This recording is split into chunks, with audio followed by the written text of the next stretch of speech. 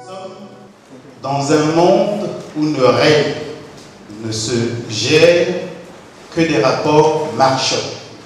Il n'y a pas d'angélisme en fait. C'est des rapports marchands, c'est-à-dire tout se vend et c'est celui qui sait vendre, qui sait faire, qui gagnera les compétitions futures.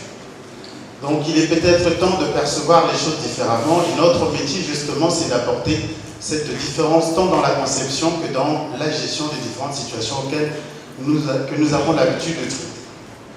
Alors je veux parler de quoi? Je vous donne juste un petit exemple. Il y a pratiquement 1,2 million normes qui existent dans le monde. À ce jour, 200 000 normes sont chinoises. La Chine vient d'arriver à peine. Dans les années 2004, à peine elle commençait à rentrer dans le système normatif. Et voilà que, pratiquement 10 ans après, une accélération de la production. Lorsque vous ne produisez pas, vous êtes obligé de corriger le texte de l'autre. Et quand vous corrigez le texte de l'autre, lui, il garde la main, puisque c'est lui qui a conçu. C'est lui qui sait vous proposer, qui sait vous dire, qui sait vous orienter, et vous ne faites que corriger. Soit vous refusez, soit vous acceptez, ou vous modifiez légèrement, mais vous ne pouvez pas modifier substantiellement. C'est le cas des accords de partenariat économique.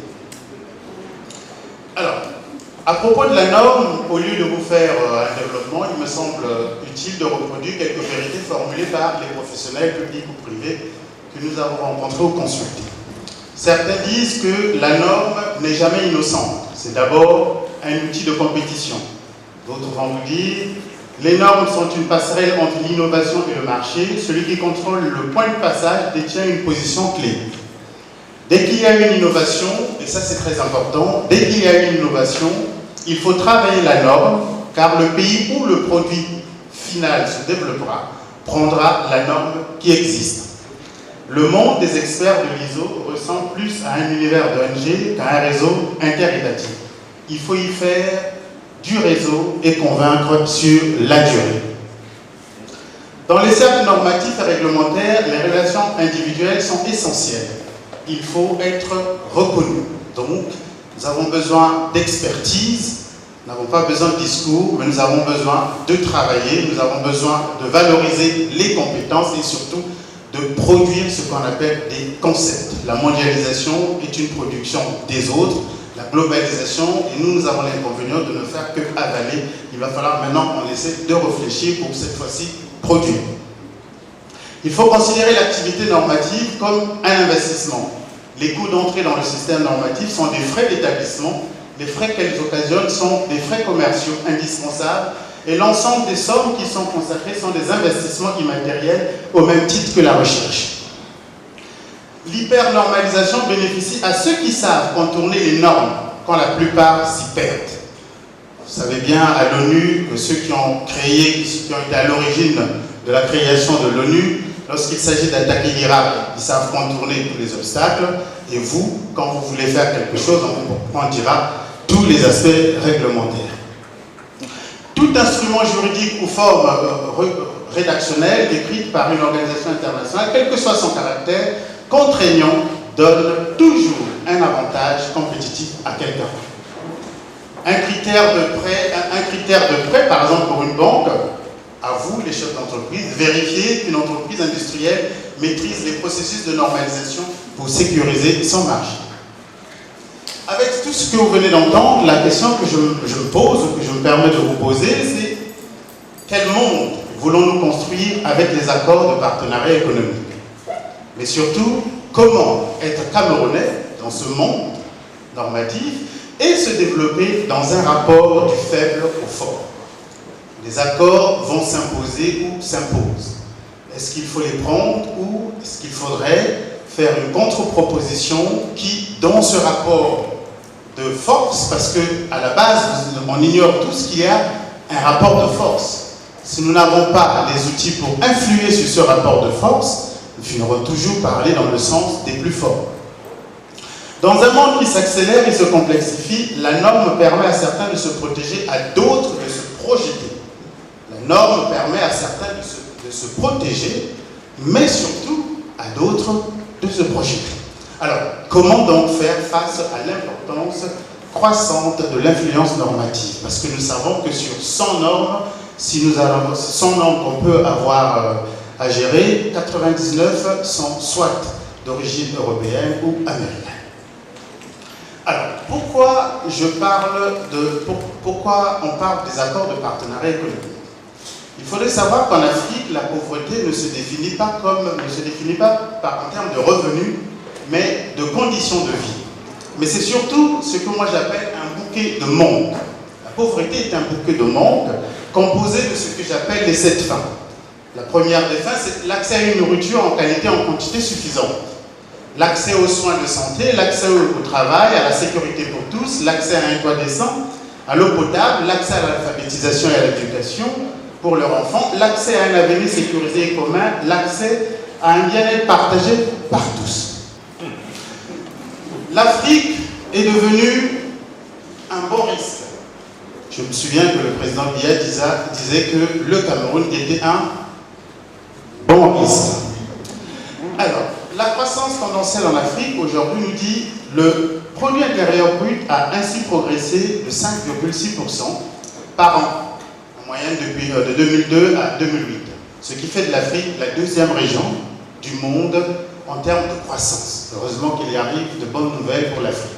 Elle est donc la deuxième région du monde en termes de croissance. Et en termes de croissance en pourcentage, nous constatons aussi que les projections tablent sur une croissance du continent en 2004 en moyenne de 5,3. Et au niveau des 15 pays qui ont enregistré la plus forte croissance économique en 2010, 10 étaient africains. Jusque-là, nous n'avons toujours pas l'intérêt, mais ça va. Qu'est-ce que nous constatons? En 2010, par exemple, l'Afrique, en termes d'attractivité, était au 8e plan. En 2013, l'Afrique est la première destination des investissements directs étrangers. C'est un intérêt, c'est une évolution remarquable en 3 ans. Nous sommes passés de la 8e position à la première position. Nous constatons qu'en 2013, l'Afrique aujourd'hui, selon les estimations, a 1 milliard d'habitants. En 2050, l'Afrique aura 2 milliards 435, c'est-à-dire un habitant sur 4 sur Terre sera africain. C'est un marché énorme. C'est un marché colossal. Et celui qui maîtrise ce marché pérennise sa compétitivité et pérennise son leadership mondial. À ce moment, comme les autres voient 40-50 ans avant, dès les années 90, constatant les différents blocages au niveau des négociations de l'OMC, qu'est-ce qui a été proposé? Il a été proposé des éclatements, c'est-à-dire on a imposé aux plus faibles des accords bilatéraux ou multilatéraux parce que la règle éternelle est toujours vraie, diviser pour mieux régner est le meilleur moyen pour faire passer ce que le groupe dans son ensemble ne peut pas accepter du fait des blocages de la Chine qui venait de rentrer et des pays comme le Brésil et l'Inde. Donc, le premier facteur qui a une incidence sur l'économie des pays africains est aujourd'hui la consommation intérieure. Et c'est l'objet en fait. Tout ce qui tourne, c'est la maîtrise de ce marché. On ne peut le maîtriser que de manière subtile, puisque c'est terminé. Nous allons le voir tout à l'heure, c'est terminé la bagarre. Maintenant, on procède différemment par le bras armé des États actuellement qui constituent les multinationales. Mais les normes, vous le savez de plus en plus, ce n'est pas l'État qui les conçoit. L'État produit de moins en moins les normes. C'est maintenant les entreprises, à travers leurs différentes structures dédiées, qui proposent ces normes pour protéger leur production. Nous avons plusieurs normes actuellement et nous sommes tenus, ces normes s'imposent à nous. Mais tous, on ne sait pas, au-delà des aspects, des bienfaits de la normalisation qu'on nous présente souvent, si nous sommes capables de promouvoir la protection de nos matières premières, j'ai du mal à comprendre. Je posais la question un jour lors d'une intervention, est-ce qu'il y a certains pays pétroliers en Afrique qui ont l'Académie de pétrole?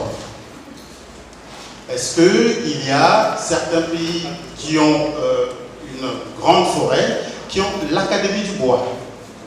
Est-ce que nous qui sommes traversés par plusieurs fleuves, est-ce que nous avons l'Académie de l'eau?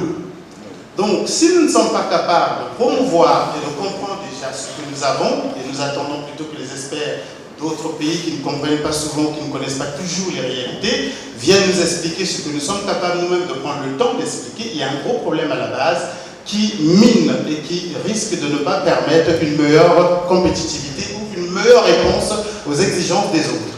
Alors donc je disais qu'il faut essayer de voir si on ne peut pas produire, parce que la Chine actuellement on dit toujours que le marché chinois est difficile, parce que les Chinois ont eu la présence d'esprit de mettre en place des normes qui rendent le marché chinois d'accès difficile, et c'est volontaire, parce qu'il faut promouvoir les compétences et les entreprises locales. Alors, donc, une meilleure protection, une meilleure compréhension des enjeux et du rôle de la normalisation permet de faire de la normalisation un outil d'intelligence économique à la fois offensif dans la conquête des parts de marché, défensif dans la protection des intérêts de l'État. Personne ne s'en doutait que la Chine pouvait, 10 ans après, devenir la première en matière de certification. Dans ce pays, la normalisation est gérée par l'État. Pour les Chinois, la normalisation fait partie de la diplomatie économique et donc de la diplomatie tout court. Et ils multiplient les coopérations normatives bilatérales sur les sujets les plus divers avec de nombreux pays. Alors, qu'elle n'a pris ses responsabilités qu'en 2004, la Chine assure d'ores et déjà la présidence d'une trentaine de comités et de sous-comités à l'ISO, environ pratiquement 6%, ce qui n'est pas négligeable. Dès qu'un siège est vacant, elle présente sa candidature. Son implication dans les structures techniques a également beaucoup progressé. En ce qui concerne le Cameroun, pour répondre et terminer par là à la question comment faire face à l'importance croissante de l'influence normative en Afrique, il y a 3 axes stratégiques d'amélioration. Le premier, faire un état des lieux des rapports de force, mais surtout définir le périmètre stratégique de la performance globale du Cameroun. Ça se traduit par quoi? Il faut mieux connaître les rouages des instances internationales et des instances de certification. Il faudrait essayer d'harmoniser tous les accords bilatéraux et multilatéraux, parce que c'est souvent dans le rapport de force que c'est dans ces rapports, dans ces accords, que se glissent généralement ou se transmettent les normes. Ensuite, accompagner la compétitivité des filières et la performance de l'économie. Comment faire cela? Pour assurer un meilleur progrès et efficacité des opérateurs de la normalisation, il faudrait renforcer l'efficacité opérationnelle du système camerounais de normalisation. Il faudrait accompagner l'innovation et la recherche, faire alliance avec les organisations développant des documents de référence, mettre un plan de redynamisation de la normalisation au Cameroun. Et enfin, il faut un changement d'échelle qui peut se traduire par la valorisation des experts en normalisation, développer l'enseignement, la communication externe et la lisibilité, parce que la normalisation a un gros problème d'acceptation, de compréhension. Tantôt il est pris pour un frein, tantôt pour un avantage. Un problème de lisibilité, il y a un problème de communication. Donc, améliorer l'enseignement, la normalisation peut se battre, la structure chargée de la normalisation peut se battre afin que l'enseignement soit plus ou moins obligatoire, tout au moins dans les écoles de management. Changer d'état d'esprit et de manière de faire. Oui, ça c'est un vrai problème, parce qu'il ne s'agit pas de crier systématiquement au loup, mais il s'agit surtout de participer à l'élaboration de la normalisation.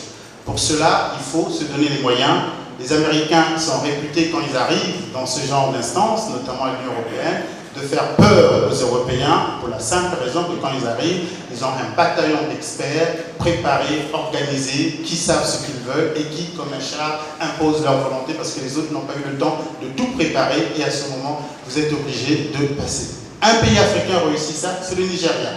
Le Nigeria aussi arrive avec un bataillon d'experts et quand il arrive, impose sa volonté, ça va très vite. La preuve, au dernier moment, elle a retoqué l'accord en précisant les points qui, jusqu'à ce jour, empêchent à l'Union européenne de faire une contrepartie parce que c'est des points cruciaux. Mais le Nigeria peut se le permettre pour la simple raison que le rapport de force lui permet de lever le doigt et de dire « je ne signe pas » sans pour autant craindre les conséquences. Parce que le problème actuellement, c'est quoi? Si vous ne signez pas, voilà ce que vous allez subir. Et comme l'Africain a un mot qui le fait fondre à chaque fois qu'on le sort, le mot aide, le fait d'être privé d'aide, le fait de ne plus avoir des passeports, le fait de ne plus être aidé, ça paralyse la réflexion. On se dit, mais on risque de perdre. Or, il me semble qu'il faudrait apprendre à se priver de l'aide, justement parce que toute crise est une opportunité. En se privant une aide, ça crée des difficultés que notre intelligence, et j'en suis certain, est capable de résoudre ou de résorber. Je vous remercie.